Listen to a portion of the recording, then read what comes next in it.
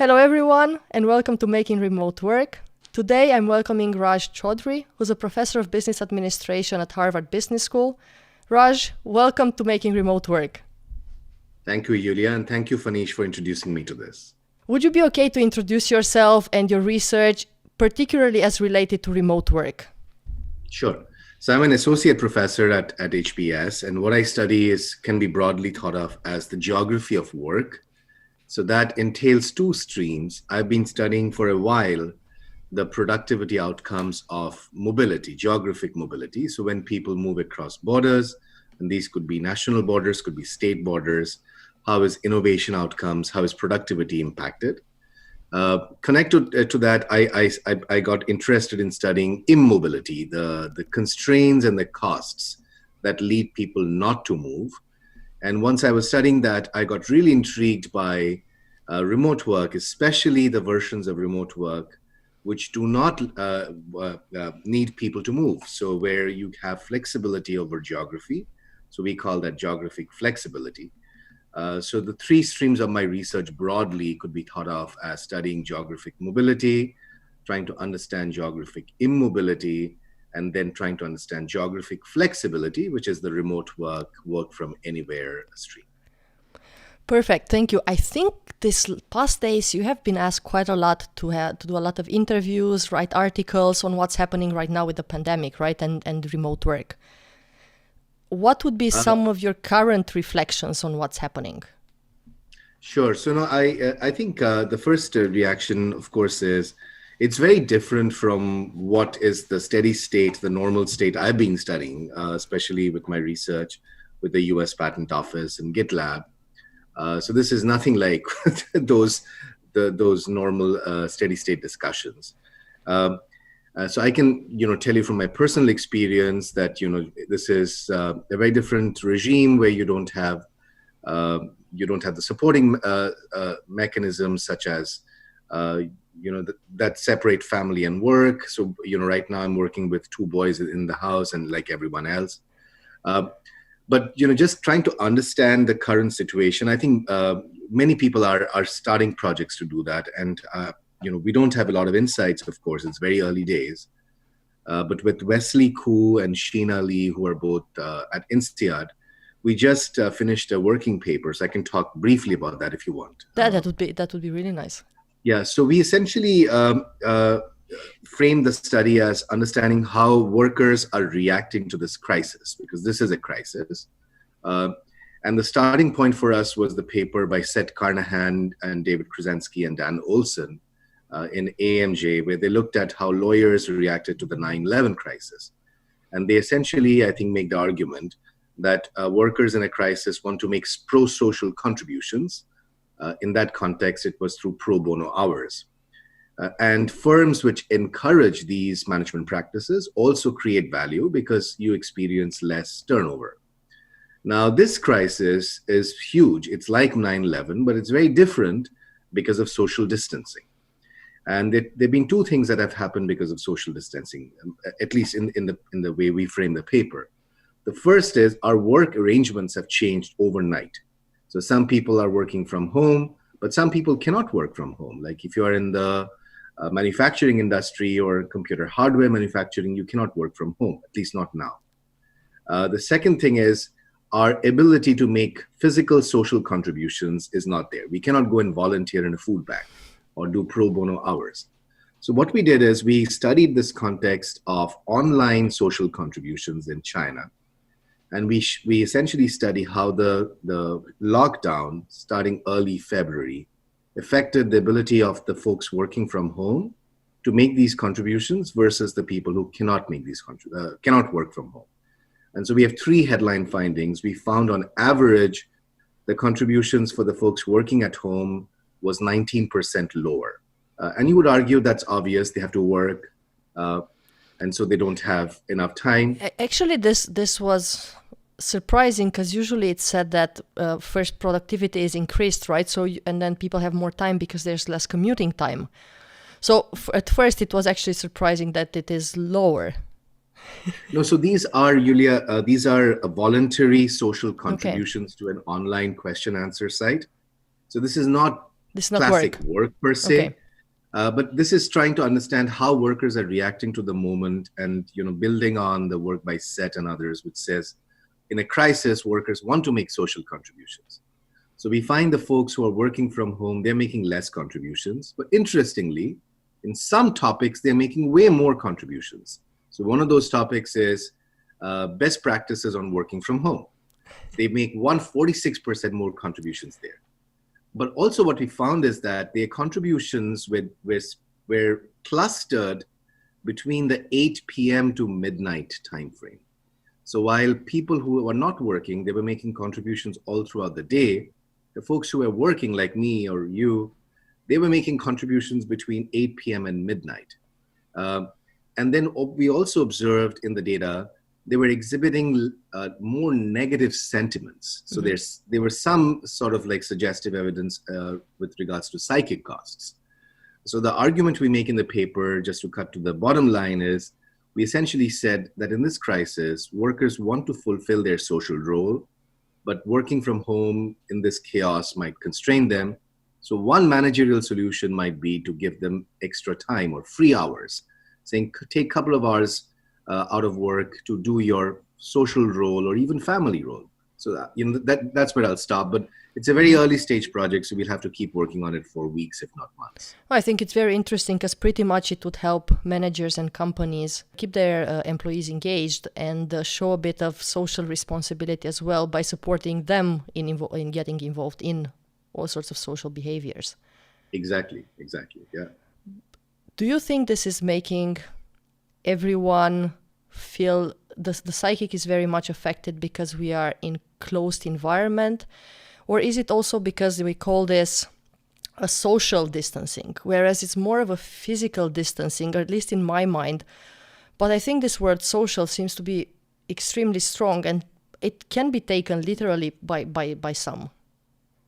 That's true. And that's a great point people should study. And that's why we got really also attracted to our outcome measure, which is social contributions online. Mm-hmm. So yes, we cannot, as you said, physically interact with each other, but we can always interact with each other online. And just yesterday, I was reading a New York Times article which says that making these online contributions is really, really uplifting in many ways. So even if, so in our context, we look at contributions related to answering questions about work-family balance and how to work from home. But even if you're posting a funny video of your kid, and if like people are smiling at that end of the day, that's a good thing, right? So I think we should encourage that. True, and even if you're posting pictures with flowers or whatever, something that is not related to the pandemic, because all the media outlets, this is the only thing we hear about. So I think it does influence us very much when we sit at home, and that it's the only news that right. we have. What kind of data are you collecting right now, and what are you looking to find out? What's interesting for you? And I can tell you where I'm coming from. I had a discussion yesterday with Marco, and then we concluded after a survey ran on LinkedIn that it would be really nice for companies, and it's a very good time to experiment, collect data, analyze data, and then understand, hey, is remote work good for you? How can you put it in practice? How are social networks functioning in your company just by looking at email and so on? So what I'm looking for is, are you looking into any kind of data that maybe companies should start collecting so it can help with the research, so we can get better knowledge out of this crisis? Mm-hmm. No, so absolutely. And I'm in the middle of a few discussions like that. But the thing is, managers are also trying to just manage the moment. And I totally understand that and pay respect to that. So it's been tougher than usual to engage on saying, let's go and design or find a appropriate design that exploits the natural variation in something. Mm-hmm. But I'm hopeful that over the next few weeks and months, both myself and other researchers will be able to find really interesting settings. But as you said, in the past, that's exactly been my sort of go-to method. I look for natural experiments, and I can talk more about the US Patent Office study that was done about 2 years back, where we looked at remote work and working from anywhere. Yeah, so let's go there, because I think that works really nicely with all the talk that we had so far on all remote companies. This is a hybrid company that you are talking about. It is. It is. So the U.S. Patent Office started, so they have different forms of remote work, and the most traditional form they started in, around 2003 was working from home. They called it PHP, and under that, the contract was that you could work from home 4 days a week. So you had to come 1 day a week to Alexandria, Virginia. So the implication of that was people had to live close to Virginia. You could be 50 miles away, maybe 100 miles away, but clearly you could not live in California. So that's what they did for many, many years. And they actually started that in 2007, so I should correct myself. And then in 2012, what they started was a new form of remote work, which they called TEEP. But essentially, the contract there was you could now go and live in any part of continental US, and you didn't have to come back to the office ever. So maybe for a training program once or twice a year where you pay the flight ticket, but you don't have to come back regularly. And so immediately there was tremendous latent demand for this. And so lots of people expressed interest. But the natural experiment there was the patent office, as many of the scholars listening in would know, they have a union. They have a union of patent examiners, and the union gets into every single major implementation. So the union negotiated a monthly quota for how many people could self-select into this. So people were self-selecting into the program, but because of the quota, and we show this in the empirics in the paper, people had to wait for an exogenously random amount of time, because the quota was every month. So some people got it right away. Okay. Some people got it in the second month. Other people got it in the fourth month, sixth month. And the quota was for the first 24 months. So the timing of the treatment was exogenous. So you self-selected into the treatment, but the timing of the treatment was exogenous. So that's the natural experiment. And the sort of like high-level findings there is we found that conditional on that treatment, and this is looking at individual fixed effects. So the same examiner, how the productivity changes, we found the output went up by 4.4%. And the mechanism there is we found people exerting more effort. So we found them doing more first office actions, which takes the most amount of time. And, I can talk about the details if you want. But that was the natural experiment that we studied. And we actually found that this 4.4% was from the baseline of work from home. So you had to be in the work from home program to go to the work from anywhere program. And correlationally, earlier we found in 2007 to 2012, when you went from the office to work from home, also output went up. So output went up both times. When you went from office to work from home, that's a correlational result. And then when you went from work from home to work from anywhere, there was arguably this more causal result of 4.4%. And I know this translated in quite a lot of money. I was impressed because this output basically was connected to more innovation at the US level, right? Or the implementation of innovation earlier, which led to about 1.4 billion US dollars or something like this. So very, very interesting. How can we connect this work from home, work from anywhere to what is happening now? Or so what will happen question. After? Yeah. That's a great question, Yulia. So I think, I'm most excited about the work from anywhere version of remote work because that's connected to geography, which I study. So I feel the first thing that managers, in my discussions with managers, that they sort of really get excited about is real estate cost savings. Because if people are working from anywhere and never coming into the office, you don't need to build the cubicles. And that's immediately what hits the bottom line. And especially if the company is based in an expensive place like Silicon Valley or, I don't know, like Mumbai, that is immediately something managers get. And it's also in the USPTO paper, we show that. We show that there was a large real estate cost savings, but there was also a saving for the worker because the worker can now self-select to go and live in a cheaper place. They don't have to live in Silicon Valley or New York. In the USPTO's case, it was Alexandria, Virginia. So we found on average people saved about a standard deviation of cost of living. So I think it's an immediate cost saving argument for both the company and the workers. And to answer your question, I feel given this period of forced working from home, some managers and some CFOs will look at those empty office buildings and say, hey, do we need to build the marginal floor, or do we need to rent this next building that we're thinking about?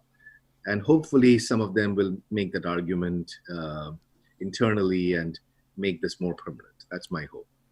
It is my hope as well, but I think I've read some of the research and there are differences, right? Mostly software companies are prone to doing this. It's easier for them because there is automated software supporting them to then merge their product together, right? Maybe it's easier for recruitment agencies. Recruitment can be easily done online. So there are certain types of companies which seem to be more prone and better served by remote work. And then I can ask you about this, but my first question would be, how should they think about this? Should they think about going all remote? Should they think about doing a hybrid? And if they are doing a hybrid, should they implement it as a benefit to some of the people if they get to a certain hierarchical level or they have certain results?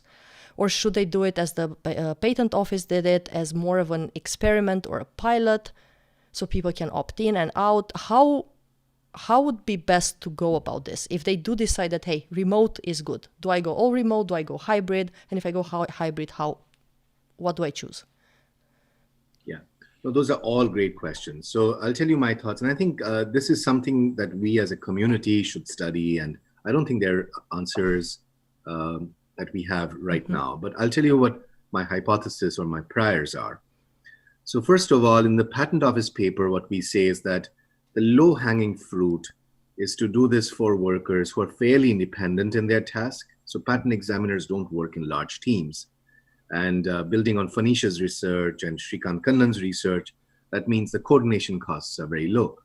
So this is a setting that can be described, and the academic friends will understand this, in like Thomson 1967 language. This is an example of pooled interdependence.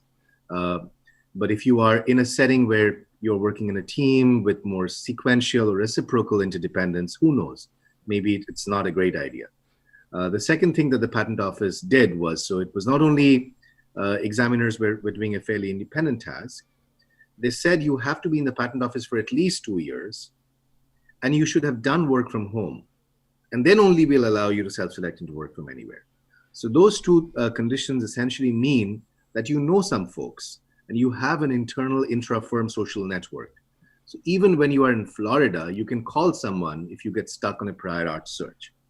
So they took care of the coordination problem, they took care of the learning problem.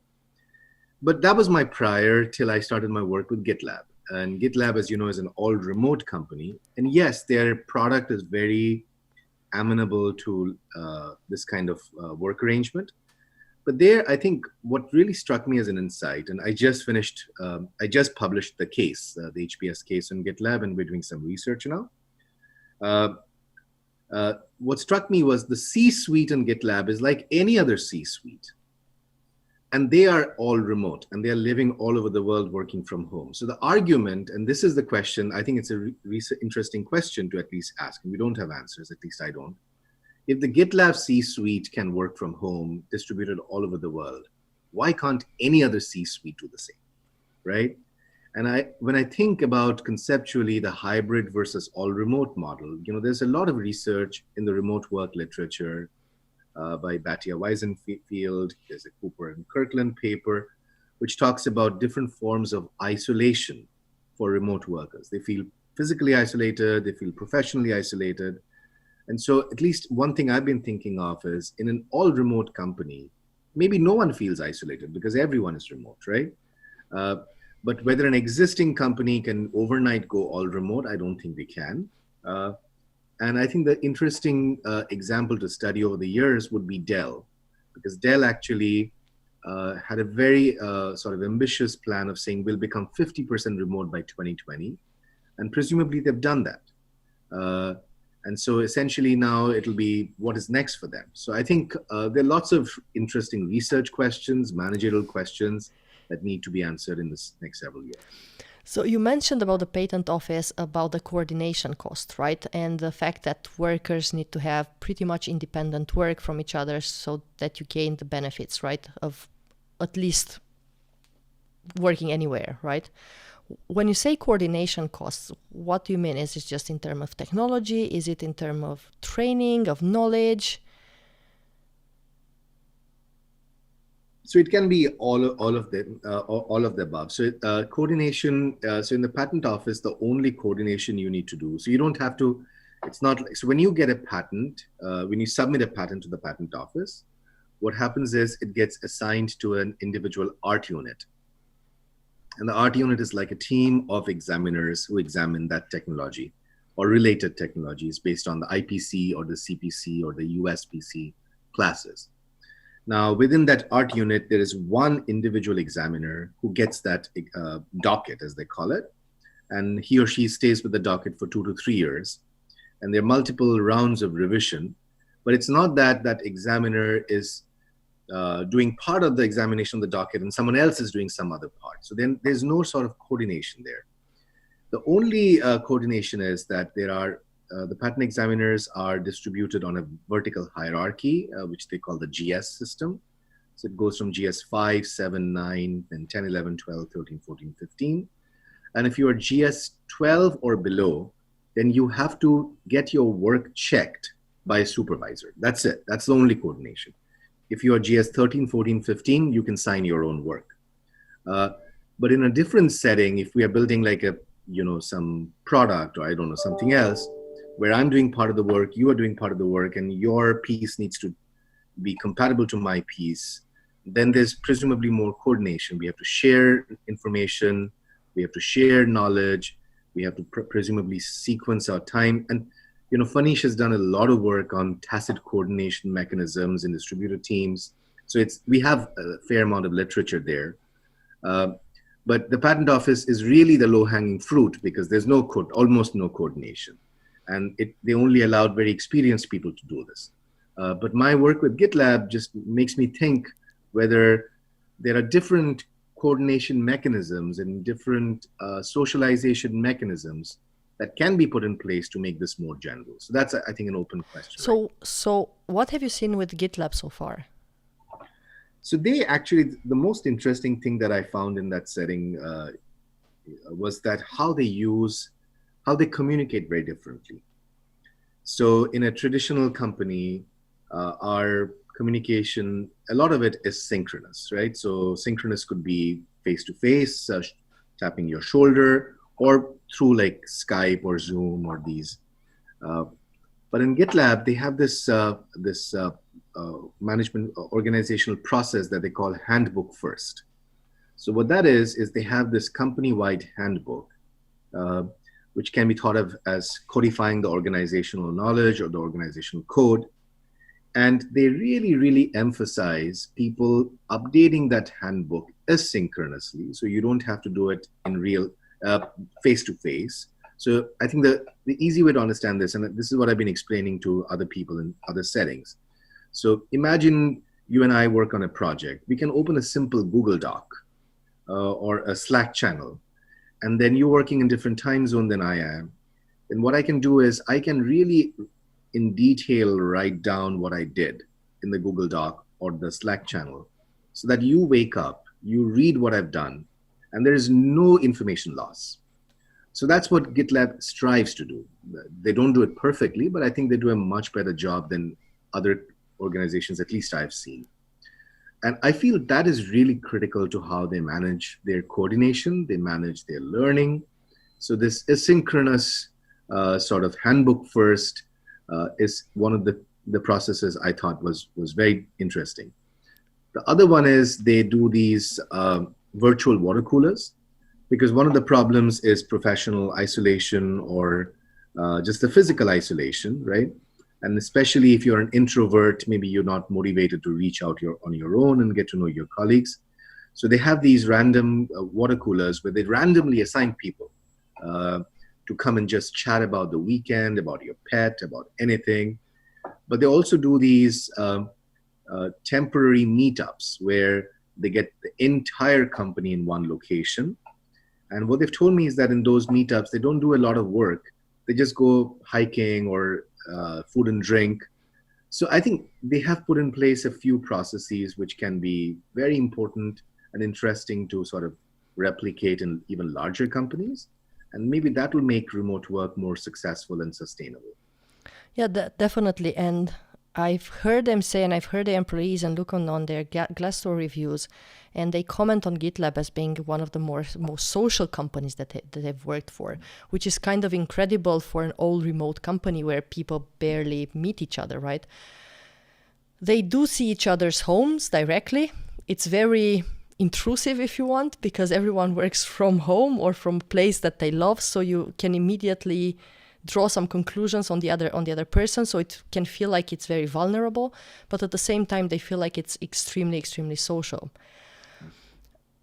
Now, I know this also goes against what companies are doing right now, because most of the companies I've worked with, they don't collect this information in a handbook or anything like that, even though they have repositories like SharePoint, even email or Google Docs or Teams or whatever. They hardly do it, and they see this as an extra additional work, and they don't put the effort in it.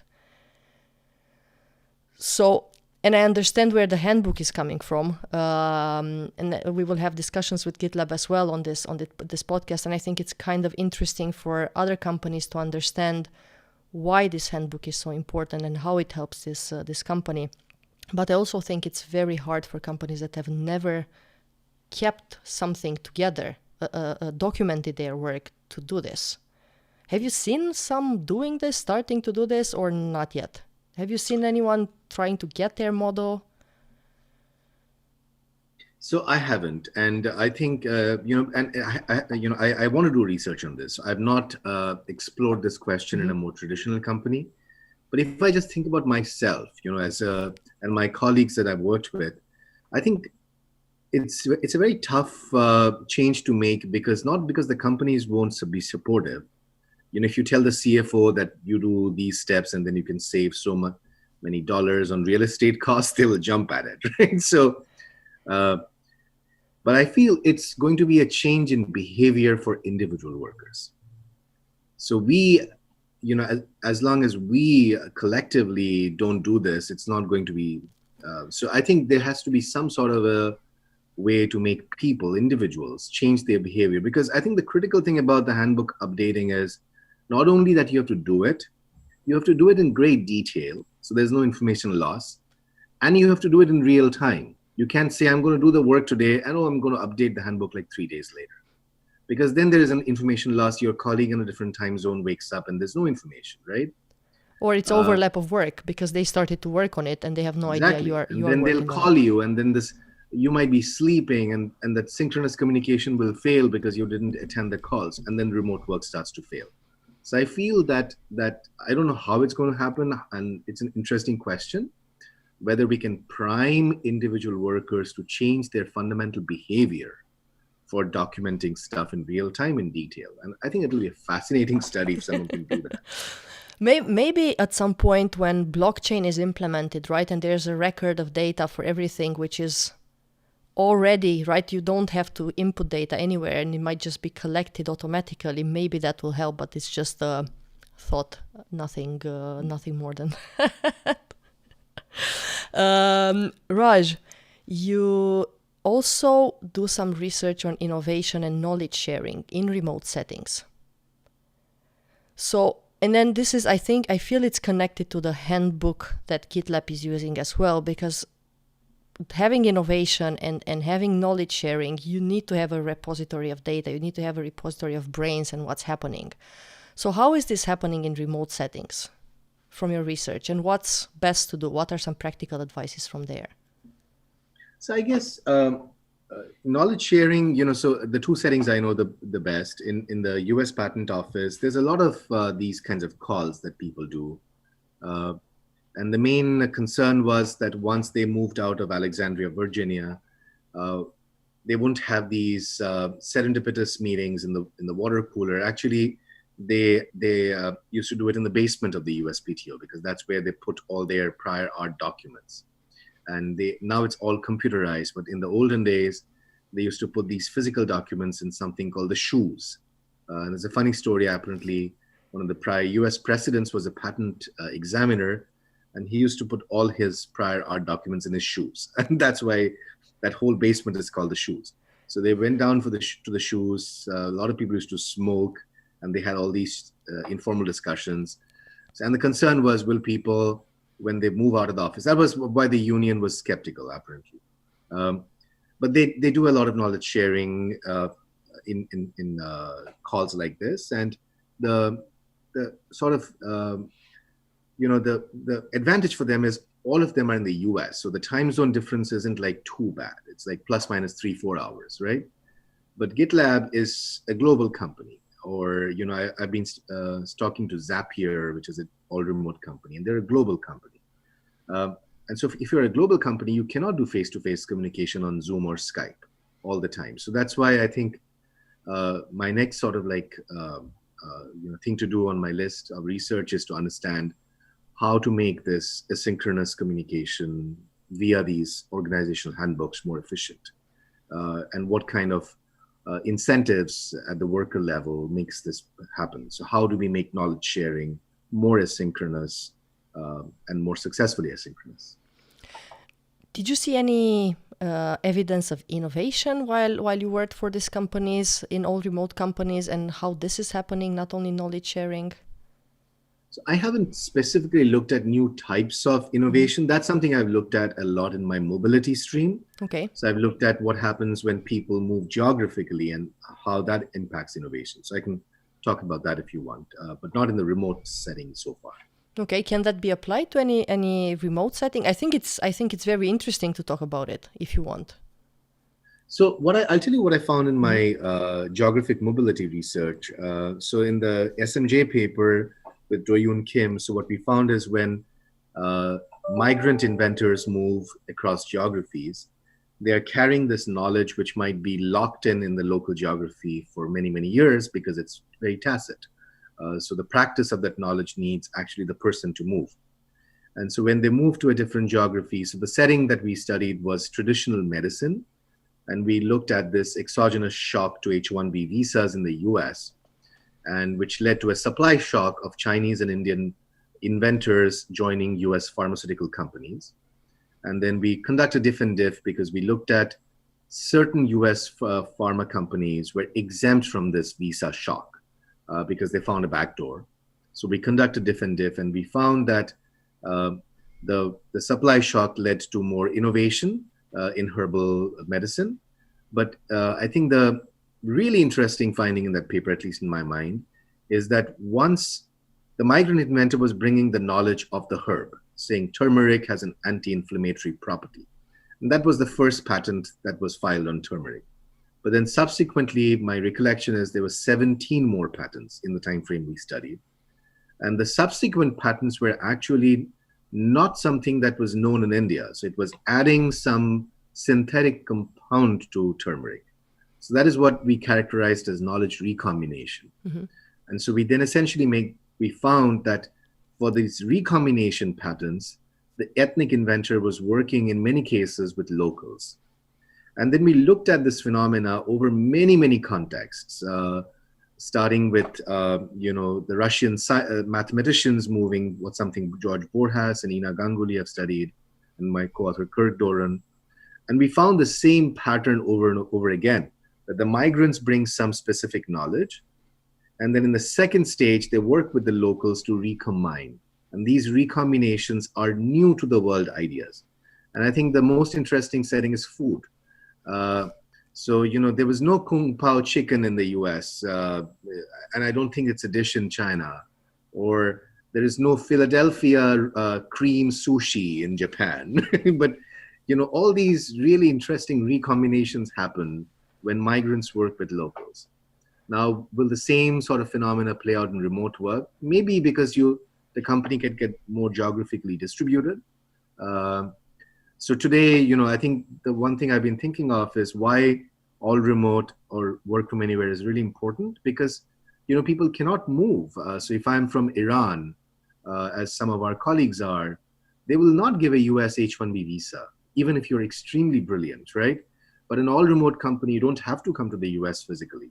So maybe the extremely bright knowledge worker in Iran or China or any place where it's now tougher to come to the US, they can bring that local knowledge and maybe we'll see the same recombination patterns. I didn't think about it. That's really interesting. I think it can be interesting even to study. I'm not sure if you did it already or not. Remote research and development centers, right, where you have people from various countries, especially it's Eastern countries, right? You have India, you have China, you have Romania, where you have what's called Best Coast countries and Best Coast engineering centers, which work a lot with headquarters and the other people in other cultures. And I think this kind of combination of cultures and then people moving afterwards from one location to another, it does bring a lot of benefits, at least from my experience. I'm not sure if you looked ever at offshore R&D centers.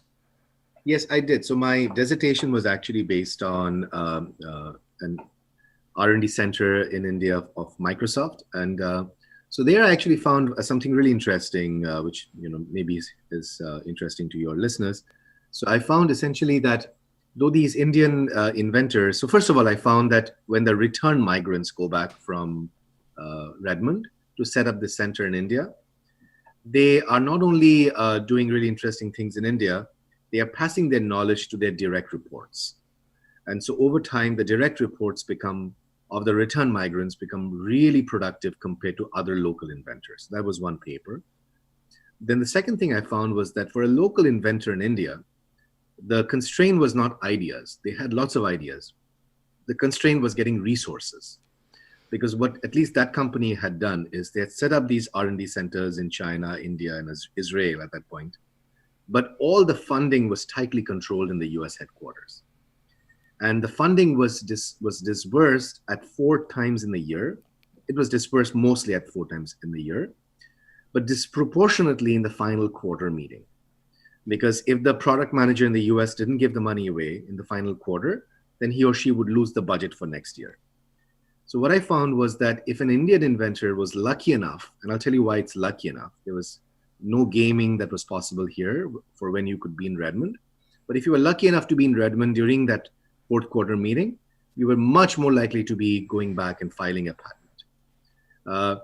And so it was all about the mechanism of meeting this person face to face and saying, hey, I have a great idea, and that person likely to fund you. And the reason the travel was exogenous was these Indian inventors were only called to the US headquarters when there was an internal product launch, where they were testing all the APIs to be compatible with each other. But I think, so I don't know how remote work can solve this problem. So maybe, I have to think about this. But there are some frictions in a global firm, such as resource allocation, which are very tricky and very difficult problems to solve. So that's something we have to think about. So maybe that will lower, because maybe with remote work, then exposure and then people from different regions exposure to the headquarters and their ideas exposure to the headquarters can be more prevalent rather than it's harder to move people physically, right? And buy plane tickets, it's cost and all of that. But it's way easier to listen via a conference or to have an online conference where you hear everyone's idea. So why not? It might be good. And I also think that talking about this handbook and putting all this tacit knowledge in a sort of repository, that would help also, because it doesn't stay only in one country, in one location, but it moves around the globe, and then others can do something maybe better with that information and that knowledge. No, that's true. And also additionally, we talked about this earlier. So this is very similar to the setup in that context in the Indian R&D Center was very similar to a hybrid remote context, where many of the inventors were in Redmond in the US headquarters with the ability to meet the product managers face to face. But the Indian inventors and the Chinese inventors didn't have that. But if hypothetically that company moved to all remote, then no one can barge into the office of the product manager exactly. and say, So I think that's interesting. But the question is, how long will it take for these traditional companies to become all remote? So that's probably something overnight. I think I already heard you say that you think the world is going to change after this, right? And more companies will start to think about going remote, whether that's a hybrid, just a part of the company, part of a hierarchical level or whatever, but more and more companies will think about it, even if only for cost reasons, right? For just not paying for office space. What do you think would be, from what you see right now and from what you see also in this crisis, what do you think will help them? What do you think will block them? What would be the costs and maybe some, I'm not sure if you start thinking about some long-term consequences of moving all remote, because now it might seem like it's the holy grail, but maybe in 10 years we wake up and say, nah, maybe not. I think the consequences can be profound. So, and this is where the community of scholars can really advance the knowledge. So I'll tell you the things I've been thinking about. So I'm working on a project with an organization called Tulsa Remote. And so what they're doing is for the last 2 years, they have incentivized individual workers and their families to relocate to this town called Tulsa, Oklahoma. And it's a small town in the middle of America. And they pay you $10,000 for relocating, and they find you a shared office space, and they find you a house in a decent neighborhood. So they'll do all the relocation help. And it's funded by this foundation called the George Kaiser Foundation.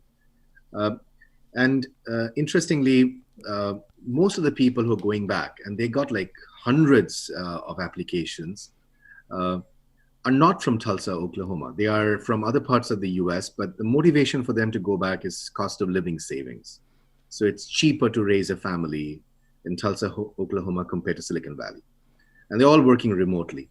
But I think if this becomes a trend, especially after this crisis, then you might see return migration of talent to smaller towns in America.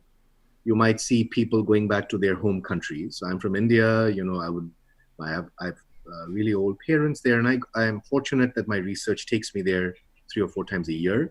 But I think about my parents all the time. So if more companies become all remote or hybrid remote, we might see reverse brain drain. If people get more uniformly distributed in terms of where they live, we might see really long-term, who knows, or maybe shorter long-term, some lessening of urban traffic congestion. So there might be environmental effects, right? So I think this is a really, at least in my opinion, a really profound phenomena which can be studied in many, many ways, right? So what happens to smaller towns? What happens to reverse brain drain? What happens to environmental effects? And I feel collectively we can really push the frontier. I'm looking forward to the research. Do you think that, and from what you see, what you hear right now, do you think that employees will start looking for companies that are all remote or that are supporting remote work after this, and there will be a brain drain from the companies that don't even want to hear about it, and they will go back to their old ways? You're right. So I think at least a subsample of employees will, right? So there is a lot of latent demand. So I've been having like lots of conversations in the past 2 years with individuals. And so, for people in a dual career situation, for instance, I think this is a very elegant solution. So you don't have to find 2 companies in the same city which physically employ you. So if you are in an all remote company, even if one of the spouses is, it gives the other spouse tremendous flexibility. So I've spoken to military spouses and people with spouses in the diplomatic corps who are constantly moving. And for them, the only way they can have any continuity in their career is all remote. I've spoken to people, especially my Chinese students at HBS, who are very concerned about getting an H-1B visa or getting their H-1B visas renewed after 4 years. So I feel for them, and for people from many other countries, this is a very, very attractive option. So I feel that latent demand was there even before the crisis. And I expect that in this crisis, there'll be some people will not like this experience because this is not normal remote, as we said. The kids being at home, you can't go to the gym. But some people will say, "Hey, I really enjoy this. I don't. I didn't realize that driving is such painful." And maybe those voices will become stronger. And as long as some companies understand that, they can arbitrage that, right? So they can. So GitLab today is really, really arbitraging the global. So we didn't talk about hiring, but if only a subsample of companies are doing this and others are not, then the companies which are doing this, they can hire talent more. And so I feel, many companies will see this, the real estate cost savings, the hiring advantages, and I feel and there'll even be a productivity advantages, right? Because there seem to Exactly. be productivity advantages as well. Yeah, at least in some settings, Yeah. yes. Do you think that if companies, because you studied GitLab, you are looking now at Zapier, I'm not sure if you looked at others all remote, but they tend to have someone who deals with all remote, right? Someone who coordinates remote work rather than just leave it to the CEO or to the business leaders. So they have one person designated to do this. Should companies that are starting thinking about this or will start thinking about moving either hybrid or remote, do you think they should have someone like this? I know this is not research, this is just personal opinion. No, so it's an interesting question. So I'll tell you my, and this is of course something I've not done research on, so I'm just telling you my opinion. So I feel the strongest signal can come if the C-suite does it. Okay. If the C-suite does it, I think it sends a very strong signal that being remote, working from home, working in your pajamas is fine, right? And you're not losing out on information or resources or dollars by not going to an office every day. So I feel if a company is really serious about this after the crisis and sees the benefits of this, just an interesting hypothesis might be to say, let's the C-suite go remote, right? And then that can act as a signal, presumably, for then the middle managers, and then it might have a domino effect through the organization. Very interesting. Thank you for answering. And Raj, I have one more question that was on my mind. And this is working from home and building routines. I'm not sure if you've done research on it, but what's your view on routines? Because I feel that where we are right now with this pandemic, the normal things that you would do in a remote setting are no longer there. Would you recommend any sort of routines that employees and employers alike should implement so that they go through this period a bit more smoothly? So I haven't done research on it, and I know there are scholars who've done lots of work on how individuals and organizations form routines. So the only one study that we just finished the working paper, we saw some evidence that people are struggling with that. So the people working from home were up till midnight or even 1 a.m. making these social contributions. So, and I can tell you from my personal life, it's been really tough to get a routine, especially with the kids at home. So, but I think this is a great opportunity for also people to do research, right? And say what is important. Do we set alarms for ourselves? Do we set boundaries with family members? Do we set boundaries with our own, with ourselves, saying that now is the time to get up and go for a walk, right? Because at least talking to some friends, you could be sitting on a couch all day and working. And so I feel there are multiple things that need to be studied in terms of our work routines, our personal routines, and how they need to be streamlined, and how we can have good work-family balance, work-life balance. But I've not done research on that, but I think it's a great question that needs to be studied. Which is very nice, because at least with this natural experiment, we can learn very much. Sure, absolutely, yeah. Raj, is there something that I didn't ask you and you think it would be very interesting for our listeners to understand, learn, put in practice? I think you were very comprehensive and very thoughtful. Thank you very much. And thank you very much for taking the time to do this with us, Raj. Sounds good. Thank you, Yulia. Yeah, take care. Thanks, take care. Stay safe.